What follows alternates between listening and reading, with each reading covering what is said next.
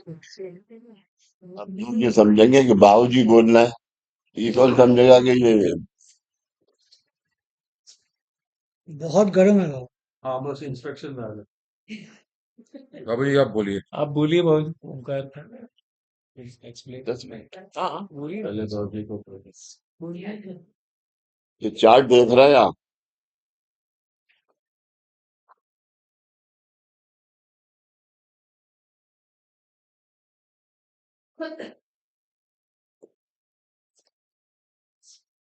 ओमकार साधना का पूर्णत, ओमकार साधना का पूर्णत। ओमकार साधना जब हम उठते हैं करने के बाद और हम कहते हैं कि भाई 5 मिनट या 3 मिनट शांत बैठो, इसका मतलब क्या है? जो आपने ओमकार साधना की है उसका जो वलय था, वो वलय आपके जिस्म में धारण होके, ये देख रहे हैं ये हम्म, यहाँ पर चिंगारी उठेगी। लेकिन अगर आप ये सोचे कि मैं देखता हूँ चिंगारी कहाँ उठती है, तो नहीं नहीं उठेगी। उठे। तो नहीं उठेगी। ये चिंगारी है। और ये देखिए, ऐसी लहरें आपके आपके ब्रह्मांड से, ये ब्रह्मांड है, आपके ब्रह्मांड से आता है। तो आपको जवाब क्या मिला? उत्तर सुगंध। सुगंध यानी से, यहाँ सुगंध खुशबू से नहीं है, शब्द से है। और वो वो पूरा वलय बन के गया। हाँ, वो उसकी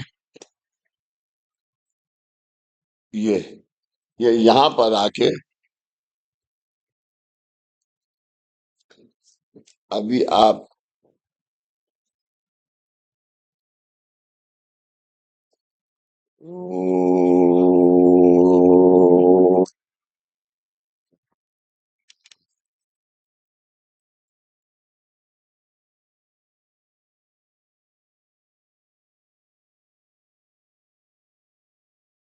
मतलब ध्यान रखना जब मैं कहूँ तो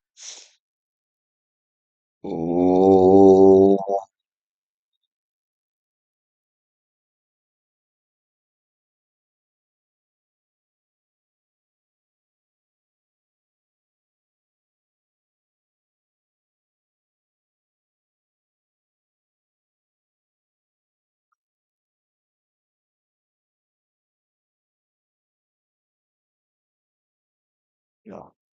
गर्माहट और वाइब्रेशन।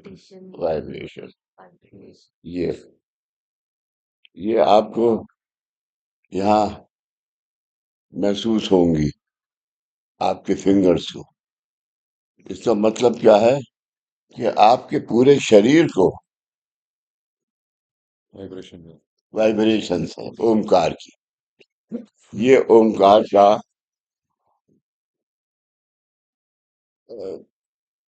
क्या कहेंगे, महत्वपूर्ण। महत्व है। यस यू आर राइट, बहुत काबिल आदमी।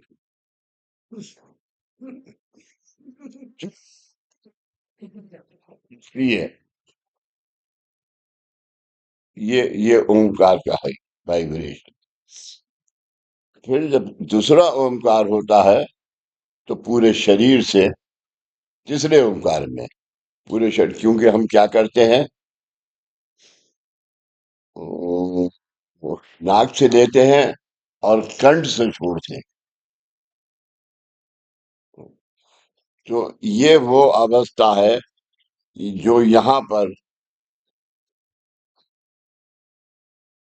पर आपको देती है।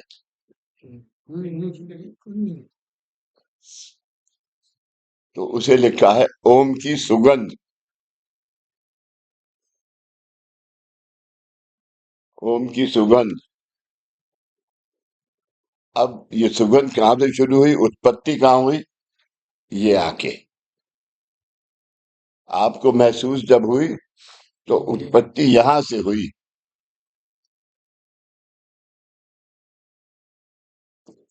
ये क्या है? हाँ? थर्ड आई। थर्ड आई। आप हर एक आदमी को अक्सर ये महसूस होता होगा कभी कि अगर आप देख रहे हैं ऐसे, तो कोई चीज, आप किसी का विचार कर रहे हैं तो कोई चीज, ये वो ये वो अवस्था,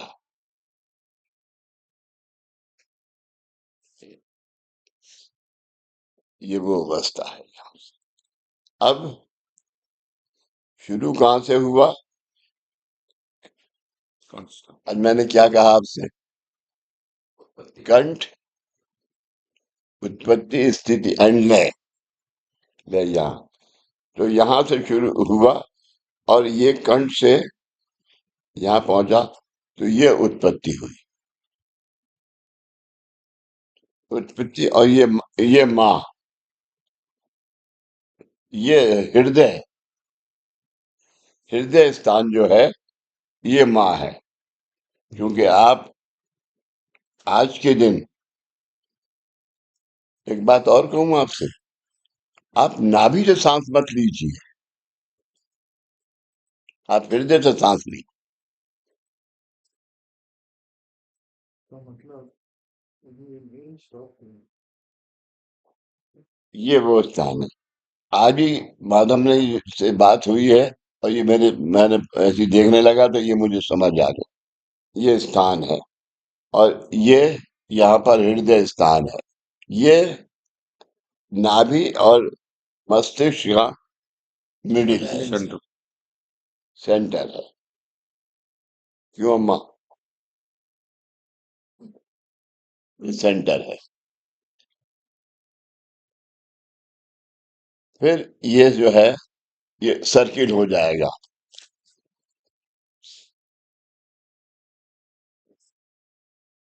आप सब एक बात जरूर सुनिए, ओम जो है,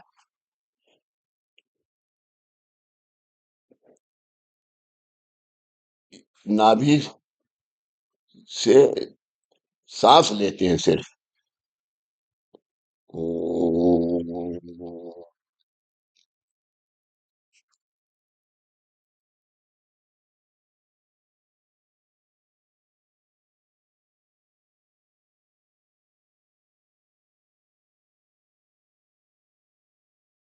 जब ज्यादा बैठ कर आते थे तो बैठा लेते थे सामने कि बैठो, तुम करो ओम।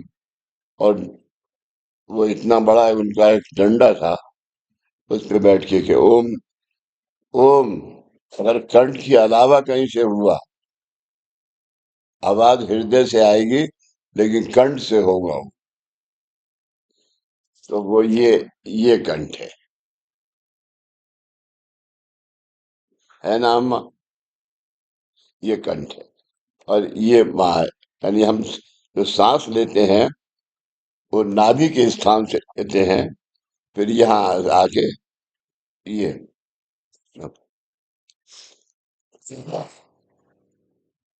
ओम।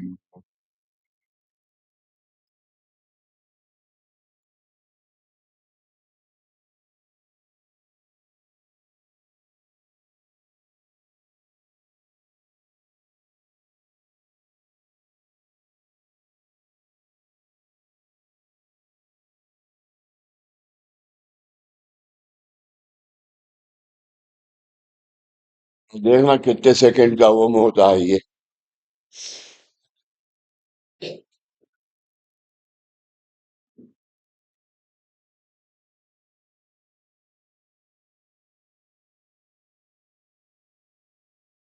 जी बाबू।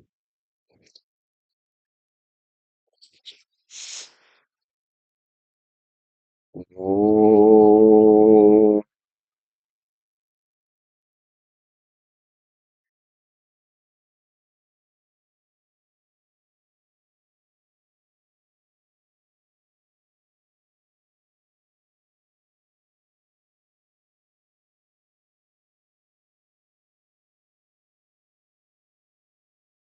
22 सेकंड का वक्त। 22 सेकंड। 22, बहुत कम। ये आप बहुत, आप तो इससे डबल करते थे। हाँ, 44 सेकंड, 45 सेकंड का ओमकार किया है। और दादा कितने का करते थे? 55 और 60, एक ओमकार, कंठ स्थान से। और वो यही रख लेते थे सामने, इसके ऊपर वो मीटर। मीटर आते थे और वो नोट करते रहते थे।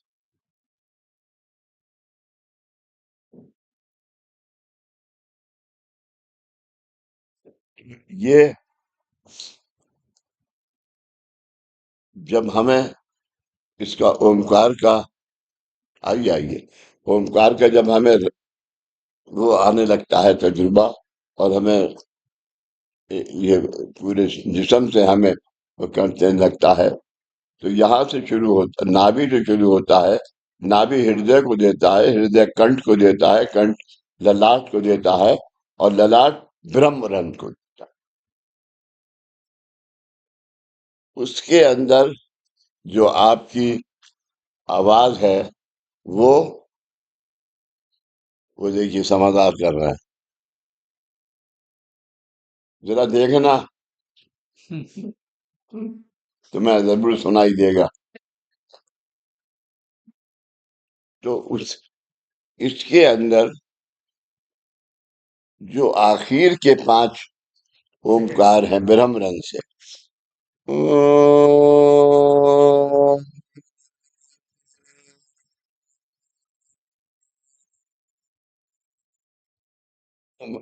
अरे सांस यहाँ से जाते जाते यहाँ रुकती है।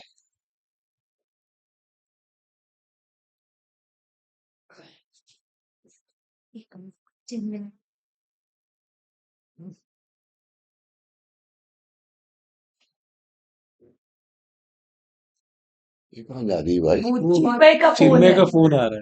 अच्छा, चलो, ये जगह जहाँ खाली है उसे लगाओ। नित्यानंद जी, जी बाबू। हाँ, यार सफेद कपड़े पहने थे, अभी काले पहन लिए तो पता नहीं चल रहा है तुम बैठे। हाँ, मैंने आपकी बात मान ली, फौरन एक्सप्लेन कर दिया। दवाई खा लूं?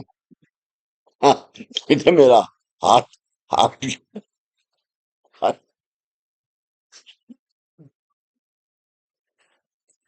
चलो चलो, शुरू करो। तो थोड़ा सा पीछे से करते हैं जिससे कि फिर से संदर्भ लगे। नाभि तो चलो। बाबूजी। पीछे।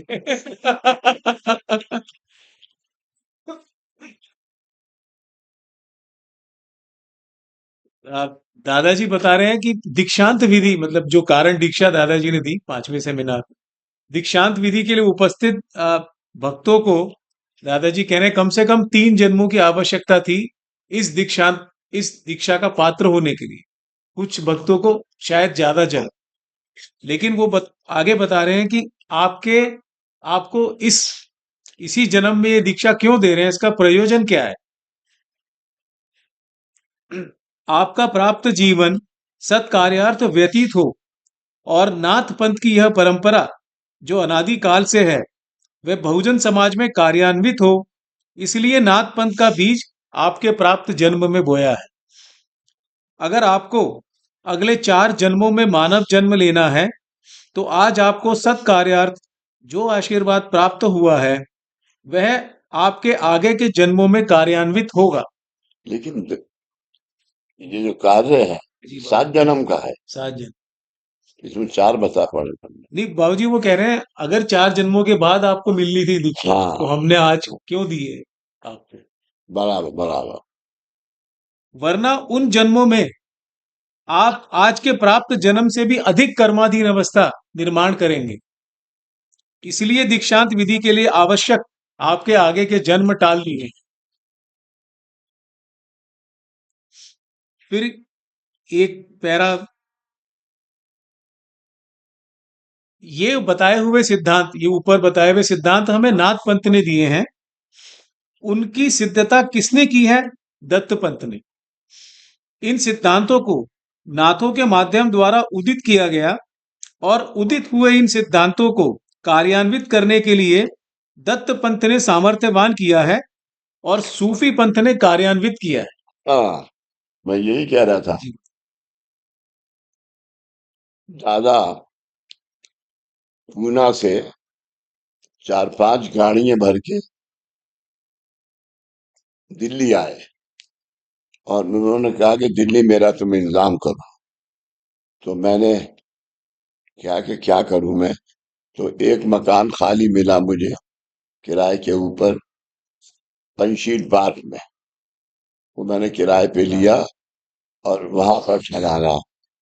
तो मुझे दादाजी ने कहा कि मुझे तुम कहाँ लोगे। तो मैंने कहा कि आप जब वहां से गुड़गांव से जब आप आगे आएंगे तो वो क्या कहलाता है मैं वो है। हाँ, महरौली से कि जब वो बताएं पूछे आपको तो महरौली से कि आप सीधे हाथ पे देखेंगे तो एक बहुत बड़ा किला है। वो टूटा फूटा सब पड़ा है वो है। और बस वहां मैं आपको मिल। तो माधव दादा की तीन गाड़ियां हैं। उसमें एक दादा ही गाड़ी दीपक चला रहा था। वो चलाते चलाते आगे आ गया और मैंने देखा ही नहीं।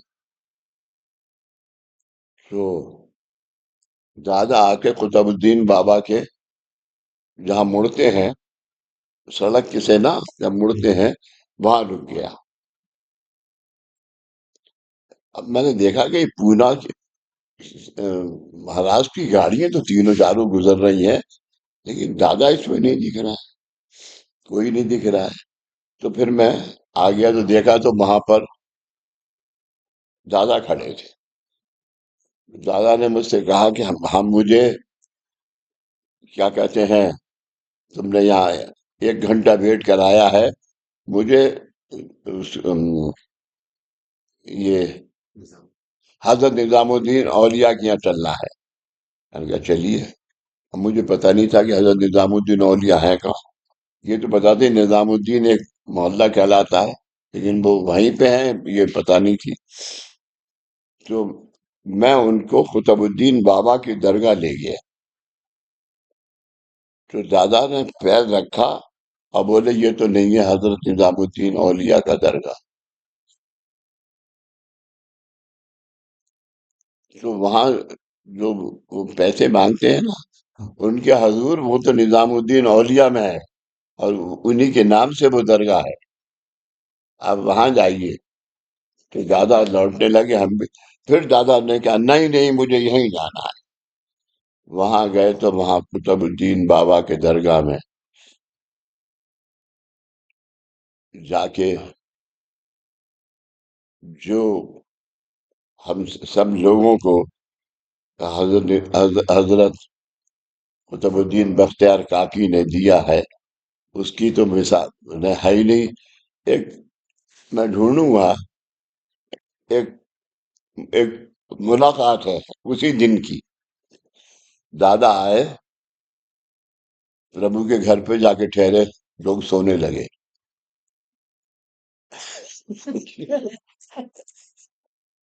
लोग प्रभु प्रभु के हम घर पे आए और वहां पर दादा का सामान वामान उतारा और दादा को ट्रांस आ गया कुतुबुद्दीन बख्तियार काकी। 5 बज गए शाम। न खाना न पीना न कुछ। वहां पर दादा कुतुबुद्दीन बाबा सबका वो लेते रहे।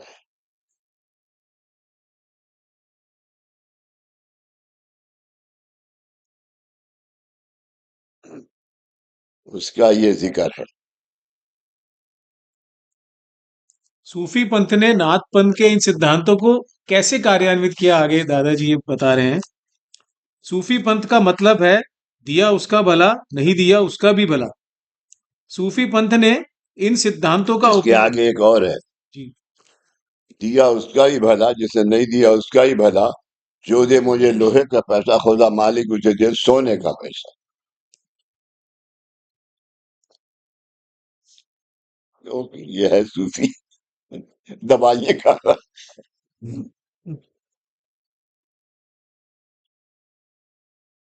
आप सूफी पंथ ने इन सिद्धांतों का उपयोग प्रत्यक्ष में करते समय ऊंची नीची जाति, अमीर गरीब, पापी या पुण्यवान, इस तरह का भेद नहीं किया।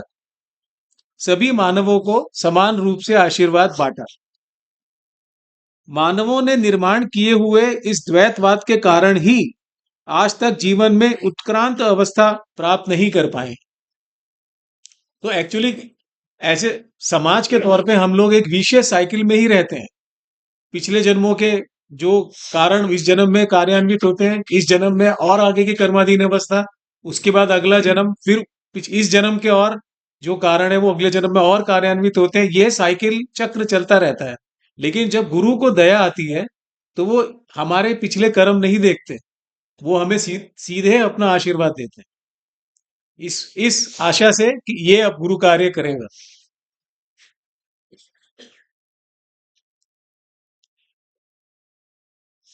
दादा, इस माध्यम द्वारा जो अमानत आपके पास आशीर्वाद के रूप में प्रवाहित हुई है, उसकी उगम अवस्था 2500 सालों की है।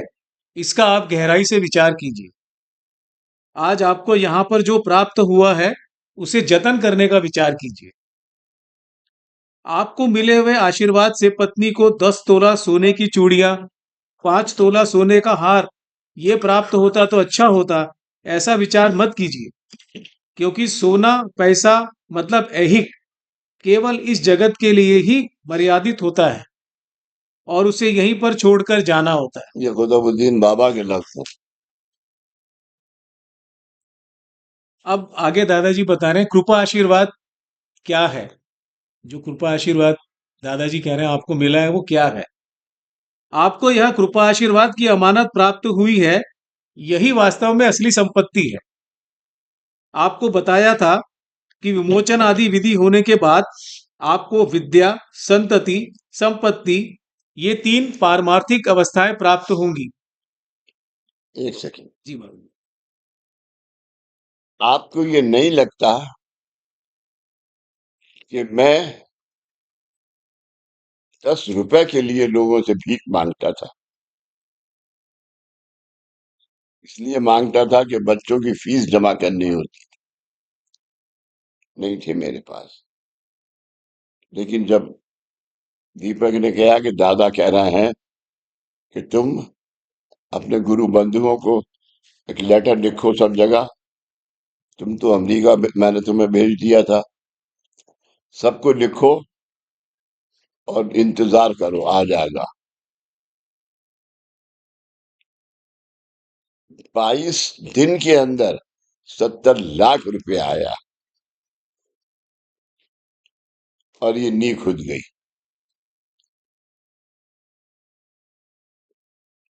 12 12.5 लाख की ये जमीन थी, लेकिन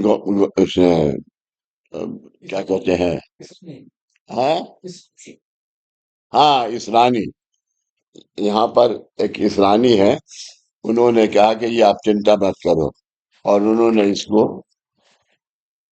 मेरे ख्याल से शायद 7-8 लाख 7-8 लाख में खरीदवा दिया। और ये 16 महीने में। 16 से ज्यादा। 99 98 के एंड में शुरू हुई थी और 99 और 2000। खैर ये तैयार हो गई और यहाँ पर सेंटर बन गया। तब दीपक वगैरह आए, उस जमाने में लीलत आई थी, आई समझ में, लीलत आई थी, और यहाँ पर मैं और मिसेस वर्मा यहाँ बैठे हुए इस पादुका का अभिषेक कर रहे थे। उस अभिषेक में यहाँ पर 700-800 आदमी इसके अंदर बैठा हुआ था। उधर खड़े थे, बाहर खड़े थे सब, और सब चिल्लाने लगे कि अरे इसमें से तो ऊदी गिर रही है। तो ये बाबा की फोटो बिल्कुल ऐसी बनी। ये गोवा के एक फोटोग्राफर ने इसको फोटो को ये स्केच दिया बाबा का, उसका नाम नीचे लिखा हुआ है। वसंत माई हाँ, वसंत माई बसंत में, कहाँ लिखा हुआ है वहाँ पर नीचे? यानी इस मार्ग में ऐसे ऐसे Chakraborty +1 और 781 ऐसे काम 626 0784. हाँ मीना, तो परमार्थ संपत्ति के बारे में दादाजी बता रहे हैं कि आपको पारमार्थिक हाँ मीनाक्षी बोल बेटा। पारमार्थिक विद्या, पारमार्थिक संपत्ति और पारमार्थिक संतति, ये तीनों मिले। हाँ विद्या का मीनाक्षी मतलब है बेटा, ओंकार बस साधना। में बहुत ओंकार बहुत साधना दादा ने मुबारक। हमें सिद्ध बाबा करके दी। दादा के अखंड ये अखंड ओंकार आशीर्वाद। साधना विद्या। खुश रहो बेटा। संपत्ति मम्मी को भी मतलब ओंकार साधना हाँ के माध्यम द्वारा मम्मी को भी प्राप्त कहना, हुआ पापा को भी 2500 कहना वर्षों का कि कृपा बाबू जी आशीर्वाद, से बात हुई है और वो ये संपत्ति मंदिर में ही हमें दी। बैठे हुए थे। और उन्होंने संतति, उन्होंने बहुत बहुत आशीर्वाद आपने दिया है। कुछ कष्ट किए बिना मैंने आपको गुरु कृपा आशीर्वाद हाँ दिया बेटा, और आपको मेरे जैसे ही प्रणाम सिद्ध बेटा, किया, प्रणाम। यानी आप मेरे लिए मैं पुत्रवत ठीक हुए। हूँ तो मीनाक्षी, अब हम दादा की संतान की मैं तरह ठीक। दादा ने हमको हाँ, कार्य में लिया है कि ये मेरे ओके बेटा। पुत्रवत ही हैं। तो वो तुम कहाँ हो, संपत्ति लंदन में हो हमें या मिली, कैलिफोर्निया? संतति यानी कि आनुवांशिक कह सकते हैं वो संतति, कैलिफोर्निया मतलब में हम हो, उस परिवार में आ गए हैं, दादा ओके बाबा के बेटा। परिवार।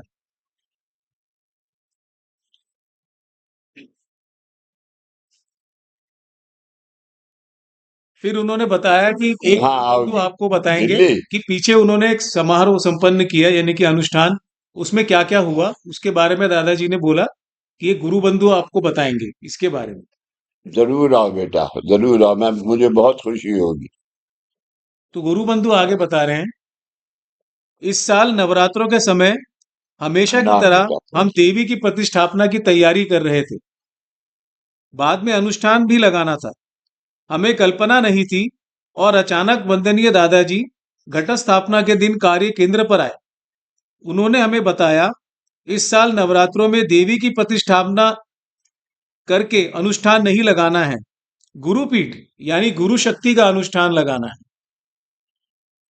नवरात्रों में हम देवी की आराधना करते हैं, वह वास्तव में उस शक्ति की आराधना है जिसका उपयोग हमें संपूर्ण वर्ष में करना होता है। हम बैटरी चार्ज करते हैं और बाद में उसका उपयोग करते हैं। इसी तरह नवरात्रों के 9 दिनों में शक्ति धारण करके उसका उपयोग संपूर्ण वर्ष में करना, यह देवी की प्रतिष्ठापना का उद्देश्य होता है। इसका एहसास ना होने के कारण हम लोग केवल औपचार यानी फॉर्मेलिटी के तौर पर नवरात्रों में देवी का पूजन करते हैं, अनुष्ठान लगाते हैं और पारायण करते हैं। और खास तौर से ये ये ना कॉल कोटा के बाबू ये देवी के अनुष्ठान लगाते हैं।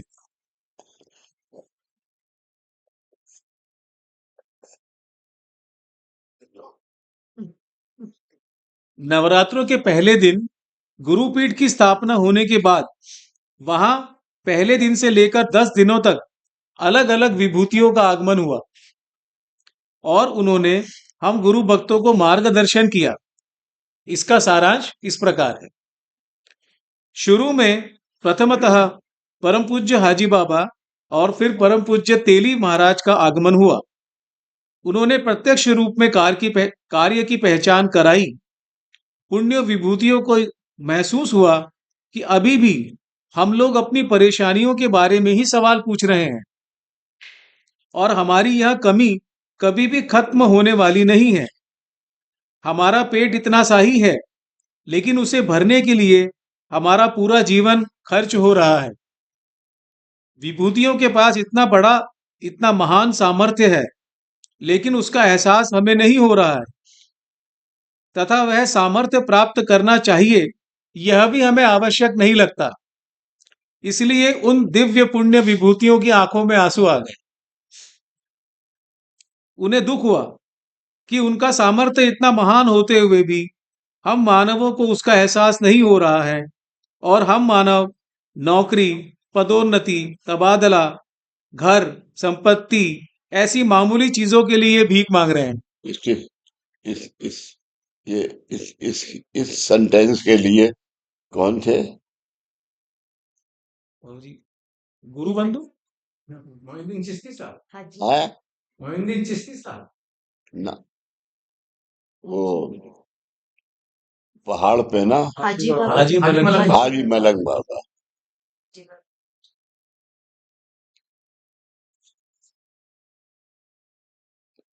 इसलिए उन दिव्य पुण्य विभूतियों ने कृपावंत होकर हमें इस नारायण अवस्था की जानकारी नहीं थी, फिर भी हमें इस उच्च अवस्था तक सहजता से पहुंचाया है। और 2500 सालों की यह संपत्ति, यानी यह गुरु कृपा आशीर्वाद की अमानत, यानी पुण्याई हमें प्राप्त कराई। इस अवस्था का सब ज्ञान तथा सिद्धता हमें प्राप्त कराई है। इसके अलावा अन्य कोई भाग्य होगा ऐसा मुझे नहीं लगता। देखो नृपेंद्र, माधव, यानी उस वक्त जब ये सेंटर बनने लगा, तब ये अब बॉम्बे जाओ, अब ये करो, हर हफ्ते 10 दिन के अंदर। तो वहां पर प्रकाश दवाड़े से मुलाकात हुई। जीनाताई ने उसके सेंटर तोड़वा दिया। तो वो सेंटर फिर यहाँ से पैसा लगा के वहां सेंटर बनाया जहां वो अभी है। जब ये हो गया, तो अब क्या करें? अब दूसरा शुरू करो। दूसरा शुरू करा तो इसमें हाँ, हैदराबाद तो बहुत बाद में। जयपुर। उनके जयपुर जाओ। तो जयपुर यहाँ नहीं था। हाँ, तो उस वक्त महावीर सिंह उस वक्त लाए थे। महावीर सिंह के घर पे सेंटर बना। जब महावीर सिंह जाने लगे, तो उनके बच्चों ने कहा कि यहाँ नहीं होगा। तो वहां से हटके उनके विक्की भाई के हाँ, फादर के यहाँ आए। फिर अजमेर शरीफ हुआ। कुमकुम कुमकुम सिंह के यहाँ अजमेर शरीफ गए। उसके बाद अहमदाबाद गए। अहमदाबाद उन्होंने क्या, तुम यहाँ से जाके बहुचरा माँ के यहाँ जाओ, बहुचरा माँ जो कहेंगी वो करो। तो बहुचरा माँ के यहाँ गए। इन सब विभूतियों से बाबा की ये थी कृपा। ऐसे बात हुई है जैसे कि ये मैं आप बोल रहा हूँ। और इन सब ने जो आज कर्म किया है,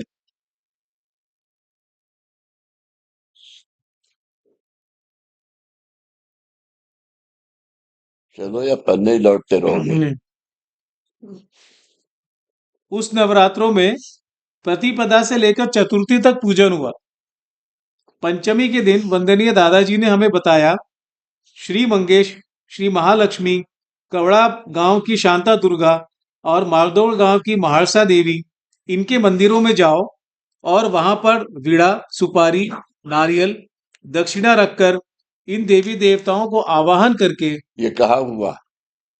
बाबूजी गोवा। ये गोवा में गोवा के बाद? कराड़। हाँ, गोवा बाद में गए हम। गोवा वहां से गए, बहुचरा माँ के यहाँ से। उन देवी देवताओं को आवाहन करके यहाँ गोवा केंद्र पर आने की विनती करो, क्योंकि इस गुरु कार्य में उन सबकी उपस्थिति आवश्यक है। इसके अनुसार हम 4-5 गुरु बंधु उन मंदिरों में गए। वहां पर हमने प्रार्थना की और सर्व देवी देवताओं का आवाहन किया। पंचमी के दिन शाम को परम पूज्य जालंधर नाथ जी का आगमन हुआ। उन्होंने बताया, आज से महाकारण अवस्था का और उसके कार्य का आरंभ हुआ है। अब इस कार्य को संभालना आप सब गुरु भक्तों का काम है। श्री गुरु ने इस कार्य का आरंभ किया है। अब इस कार्य को संभालना और उसे प्रवाहित करके दुनिया के सब लोगों तक पहुंचाने का कार्य आप गुरु भक्तों को करना है।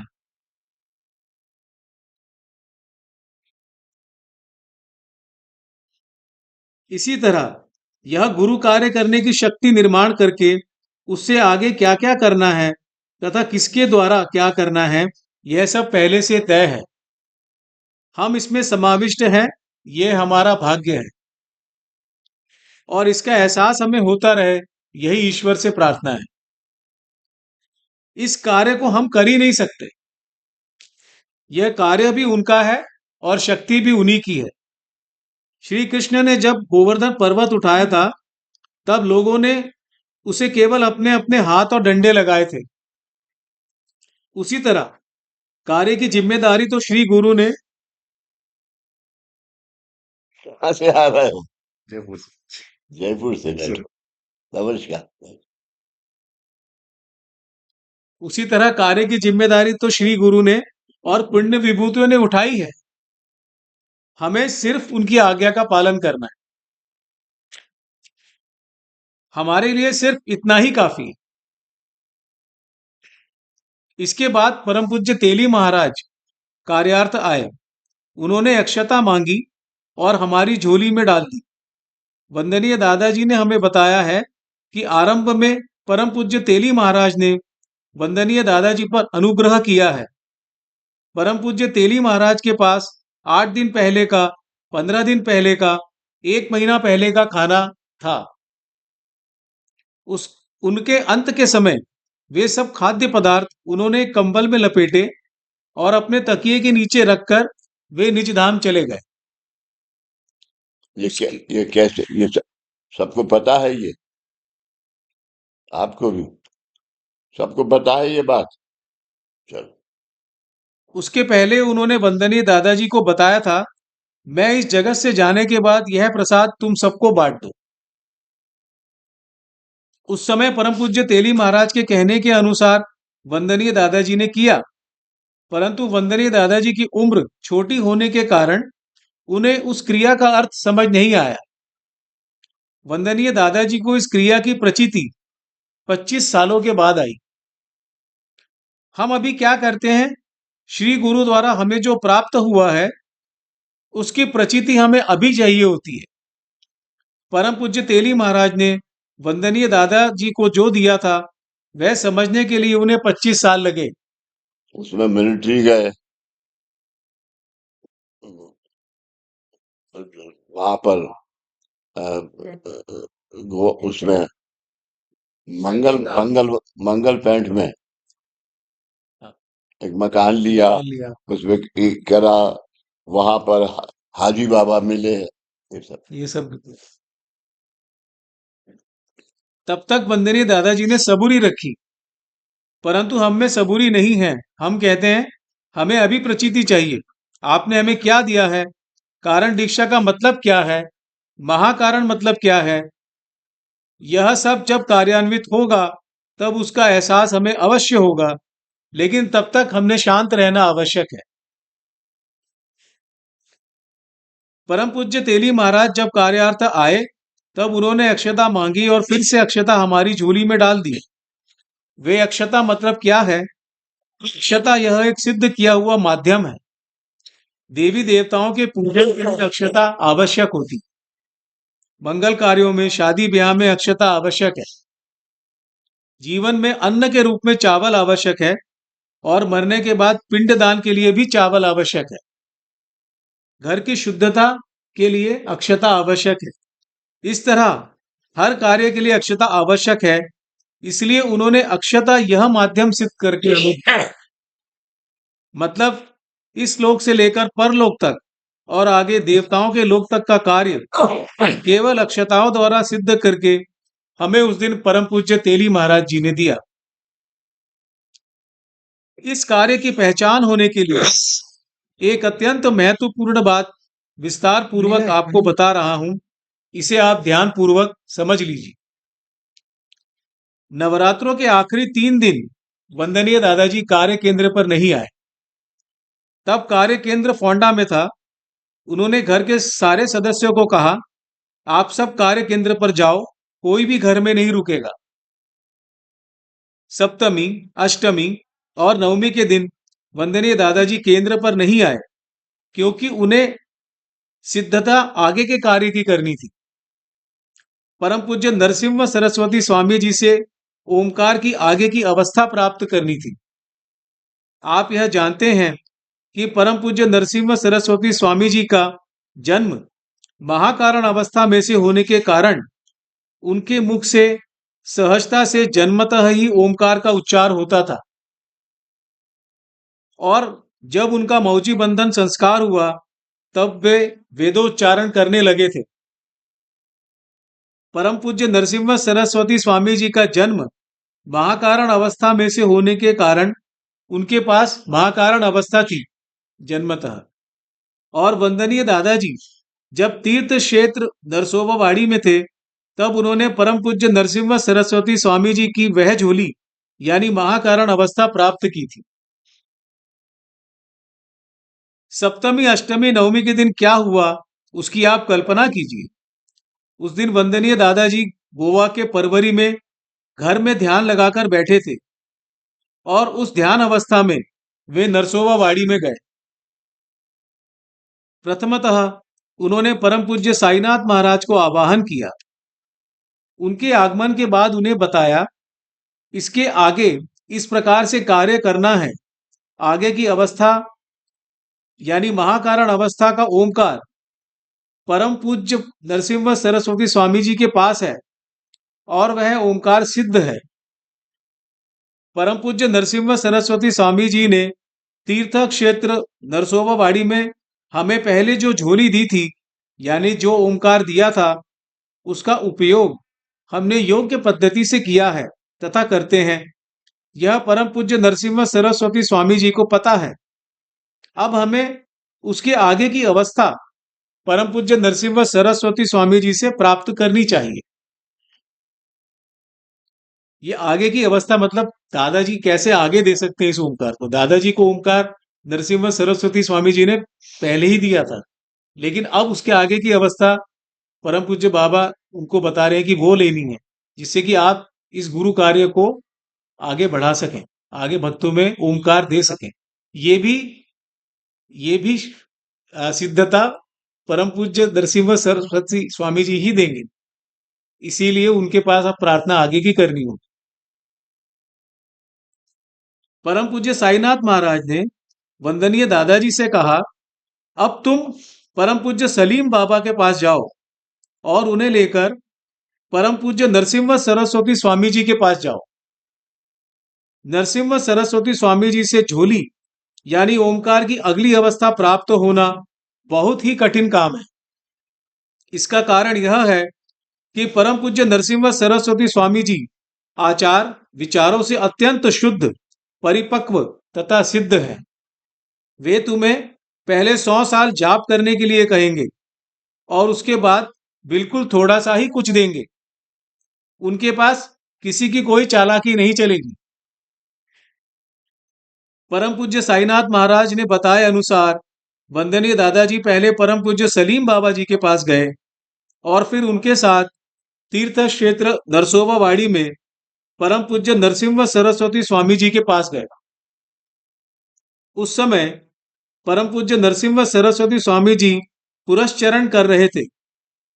पुरस्चरण समाप्त होने के बाद जब परम पूज्य नरसिम्हा सरस्वती स्वामी जी ने पूछा, तब वंदनीय दादाजी और परम पूज्य सलीम बाबा जी ने बताया, अब यह गुरु कार्य और आगे लेके जाना है। इसके पहले आपने जो दिया है उसका उपयोग योग्य पद्धति से किया है, यह आपको पता है। अब आपसे ओमकार की आगे की अवस्था प्राप्त करनी है। तब परम पूज्य नरसिम्हा सरस्वती स्वामी जी ने बताया कि वे स्वयं दूसरे दिन गोवा कार्य केंद्र पर जाएंगे और 5 सेवकों से मिलेंगे। उन्होंने समय भी बताया कि 10 बजे से 12 बजे सुबह, 10 बजे के 12 के बीच के आएंगे, 12 के बाद नहीं। उसके अनुसार हम सब गोवा कार्य केंद्र पर सब तैयारी यानी सिद्धता करके उनकी राह देख रहे थे। उस समय वंदनीय दादाजी में प्रथमतः श्री शेष का संचार हुआ। श्री शेष का संचार यह एक आवाहन है, यह एक ऐसी शक्ति है कि जिससे कोई भी प्रखर शक्ति धारण करने में आसानी होती है। इसलिए प्रथमतः श्री शेष का संचार हुआ और फिर परम पूज्य नरसिम्हा सरस्वती स्वामी जी आए। उन्होंने हम 5 सेवकों के हृदय स्थान पर हाथ रखकर हमें ओमकार दीक्षा दी। उसके बाद उन्होंने हमें पूछा, तुम क्या चाहते हो? हमने परम पूज्य नरसिम्हा सरस्वती स्वामी जी से कहा, आप हमें कार्यार्थ सामर्थ्य दीजिए, हमें और कुछ नहीं चाहिए। परम पूज्य नरसिम्हा सरस्वती स्वामी जी ने तथास्तु कहा। वास्तव में हमें उनसे सिर्फ सामर्थ्य ही चाहिए। इस तरह परम पूज्य नरसिम्हा सरस्वती स्वामी जी ने वह महाकारण अवस्था हम 5 सेवकों के अंतःकरण में सिद्ध की, लेकिन उन्होंने केवल हम 5 सेवकों को ही यह अवस्था दी, ऐसा नहीं है। इसका अर्थ यह है कि माध्यम सिद्ध करके यह महाकारण अवस्था अनेक लोगों में प्रवाहित करने की उनकी पद्धति है। उस समय परम पूज्य नरसिम्हा सरस्वती स्वामी जी ने वह पद्धति सिद्ध की। इसके बाद परम पूज्य सलीम बाबा आए। हंसी मजाक करके उन्होंने गंभीर वातावरण को सौम्य किया। यहां तक, फिर इसके आगे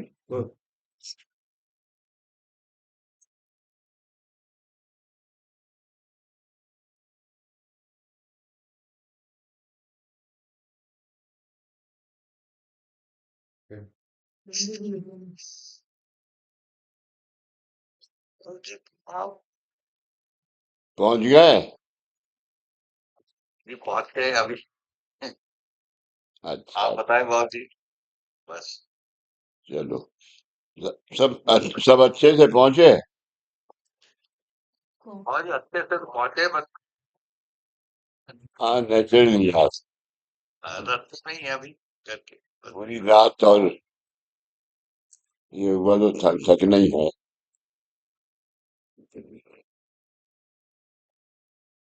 खाना वाना खाया कहीं? नहीं, वो दिल्ली में है? इतना रश हो, अच्छा अच्छा। बहुत ज्यादा। है?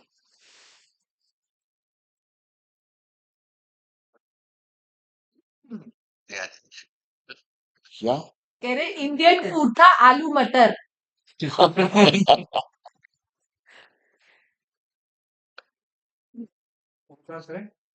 चलो, ओमकार करो।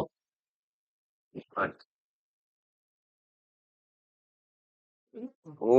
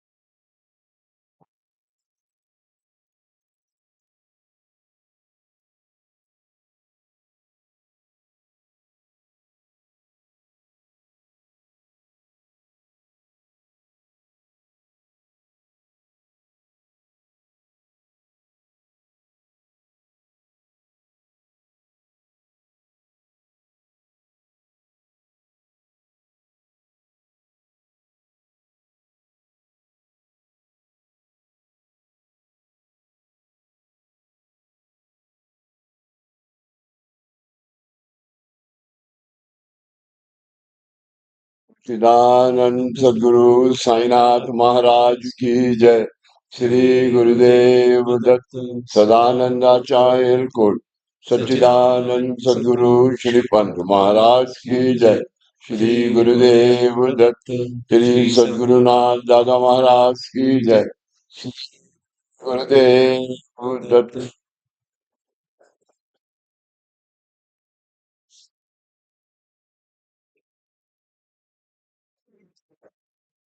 कल मार्गशीर्ष पूर्णिमा थी, दत्त जयंती।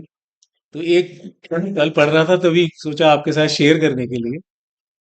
मार्गशीर्ष पूर्णिमा के दिन बाबा साईं बाबा जी ने 72 घंटे की महासमाधि जो ली थी, 53 घंटे की, 3 दिवस की, उसकी शुरुआत मार्गशीर्ष पूर्णिमा के दिन रात को 10 बजे वो समाधि अवस्था में गए, और एक दिन, दूसरे दिन, तीसरे दिन सुबह 3 बजे उन्होंने वापिस श्वासोच्छ्वास शुरू किया। मानसपति।